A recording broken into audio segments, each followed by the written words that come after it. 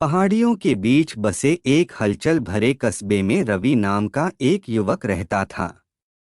अपने आरामदायक जीवन के बावजूद रवि को अपने भीतर एक अज्ञात खालीपन महसूस होता था।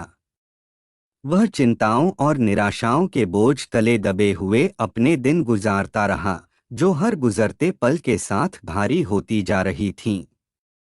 एक शाम निराशा से उबरकर रवि ने उस पहाड़ी की तलहटी में सांत्वना खोजने का फैसला किया, जहां कहा जाता था कि एक श्रद्धेय ऋषि बुद्ध रहते थे। जैसे ही वह पास आया, उसने बुद्ध की छवि को एक बोधि वृक्ष के नीचे शांति से बैठे हुए देखा, जो डूबते सूरज की सुनहरी रोशनी में नहाया हुआ था। भारी मन से रवि बुद्ध के पास पहुंचे और उन्हें गहराई से प्रणाम किया। बुद्धिमान व्यक्ति, उसने शुरू किया। उसकी आवाज भावनाओं से कांप रही थी। मैं खो गया हूँ और जीवन की परेशानियों से बोझिल हो गया हूँ।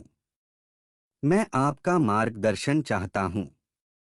बुद्ध ने करुणा प्रकट करते हुए अपनी आंखें खोलीं और रवि को अपने पास बैठने का इशारा किया। मुझे बताओ, प्रिय मित्र, तुम्हारी आत्मा पर किन परेशानियों का बोझ है? उसने धीरे से पूछा।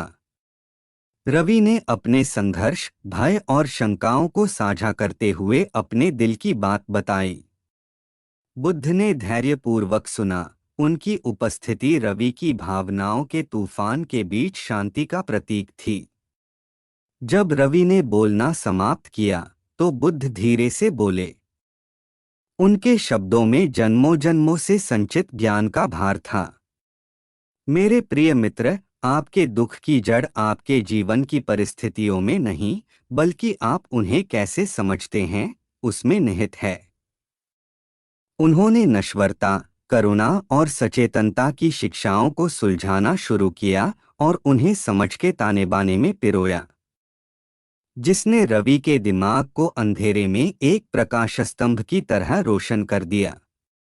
जैसे ही रवि ने सुना, उसे शांति का एहसास हुआ, जिससे उसके दिल पर छाए संदेह और भय की छाया दूर हो गई।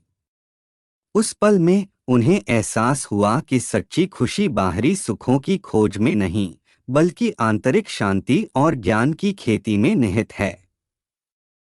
कृतज्ञ हृदय से रवि ने बुद्ध को गहराई से प्रणाम किया। उसकी आत्मा नवीनीकृत हो गई और उसका बोझ उतर गया। धन्यवाद महान शिक्षक, उन्होंने कहा। उनकी आवाज श्रद्धा से भरी हुई थी। मैं आपकी शिक्षाओं को सदैव अपने साथ रखूंगा।